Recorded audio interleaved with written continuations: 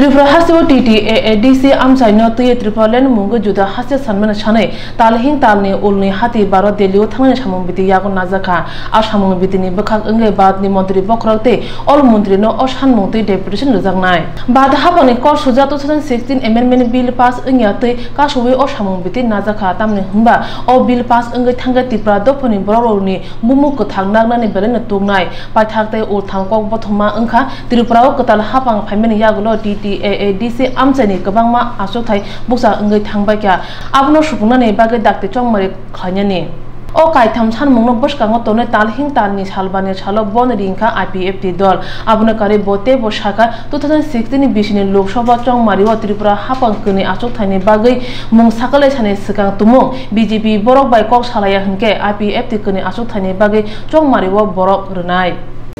আমরা গত 28 নভেম্বর 2018 এই তারিখে আমরা ডিসিশন নিয়েছি আমাদের শীতকালীন অধিবেশন যেহেতু পার্লামেন্টে হচ্ছে এই মুহূর্তে আমরা আইপিএফটি পার্টির পক্ষ থেকে হাজারখানেক আমাদের ডেলিগেশন আমরা দিল্লি অভিযান করব ওইখানে আমরা ত্রিপুরাল্যান্ড যাতে অতি সত্বর গঠন করা হয় তার দাবিতেই আমরা দিল্লিতে যাচ্ছি এবং এই দিল্লিতে যাওয়ার পর আমরা সিটিং ডেমনস্ট্রেশন করব মাস র্যালি করব এবং আমাদের ডেপুটেশন থাকবে অনারেবল প্রাইম মিনিস্টার এবং অনারেবল হোম মিনিস্টারের কাছে সেটা আমাদের আইপিএফটি পার্টির তরফে আমরা এই অর্গানাইজটা করছি আগামী ডিসেম্বর মাসের সেকেন্ড উইকে দিল্লি অভিযানের সময় নেক্সট হচ্ছে সিটিজেনশিপ অ্যামেন্ডমেন্ট বিল 2016 সেই ম্যাটারটা নিয়ে আমরা 2017 ফেব্রুয়ারি 8 তারিখে আমরা সারা এডিসি এরিয়াতে বন দেখেছি এবং এই বনের পরেও আমাদের ত্রিপুরাতে যদি এই সিটিজেনশিপ অ্যামেন্ডমেন্ট বিল 2016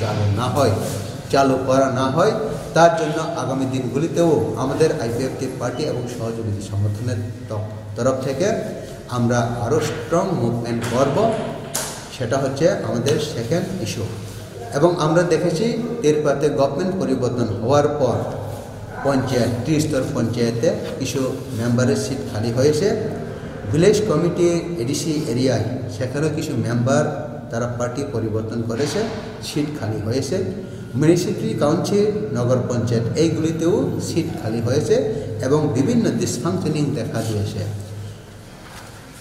ত্রিস্তর পঞ্চায়েতে বাই ইলেকশন হয়ে গেছে যেখানে সিট খালি ওইখানে ফিল আপ করা হয়েছে এবং আরবান এরিয়াতে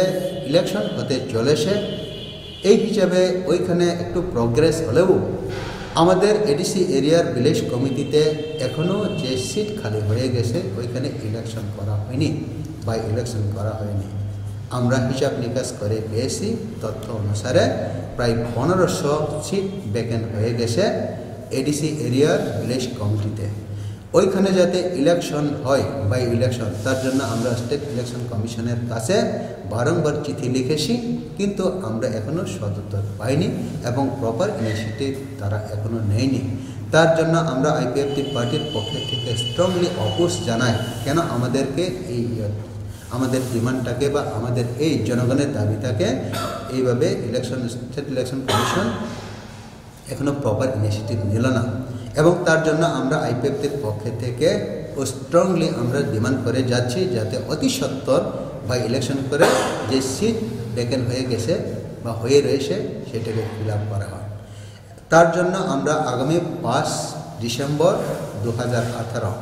12 ঘন্টার জন্য ত্রিপুরার যত এডিসি এরিয়া আছে সেই এডিসি এরিয়াতে 12 ঘন্টার জন্য বন দেখেছি আমাদের আইপিএফটি পার্টি এবং আমাদের অ্যালাইড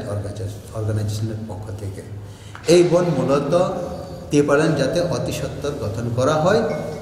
সিটিজেনশিপ অ্যামেন্ডমেন্ট বিল 2016 যাতে ত্রিপুরাতে লাগু করানো হয়